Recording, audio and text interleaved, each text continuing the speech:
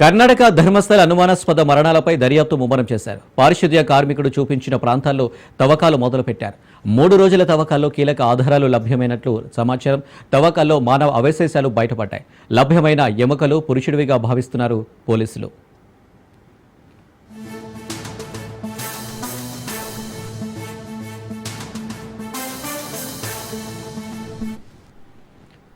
అయితే కొన్ని శవాలను పూడ్చిపెట్టానని ఒకప్పుడు అక్కడ పనిచేసిన పారిశుద్ధ్య కార్మికుడు ఇటీవల పోలీసులకు ఫిర్యాదు చేసి సంచలనం రేపాడు.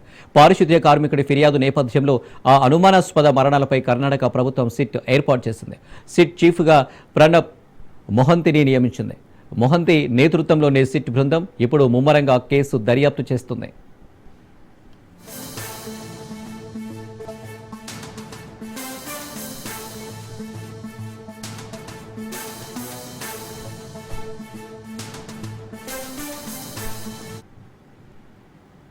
అయితే సిట్ బృందానికి పారిశుద్ధ్య కార్మికుడు మొత్తం 14 ప్రదేశాలను చూపించాడు. ఆ 14 ప్రదేశాల్లో తవ్వకాల కోసం సిట్ 20 మంది కూలీలను నియమించుకుని తవ్వకాలు సాగిస్తుంది. ఇప్పటికే 5 ప్రదేశాల్లో తవ్వకాలు పూర్తయ్యాయి. తొలి ప్రదేశంలో గత వారం తవ్వకాలు జరపగా ఒకటి చీటీ, ఒక పర్సు లభ్యమయ్యాయి.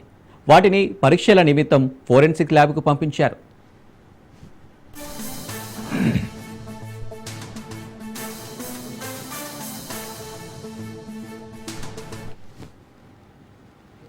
ఈ క్రమంలో పారిశుద్ధ్య కార్మికుడు చూపించిన 6వ ప్రదేశంలో సిట్ అధికారులు తవ్వకాలు జరిపించారు. ఈ తవ్వకాల్లో పెద్ద సంఖ్యలో ఎముకలు దొరికాయి.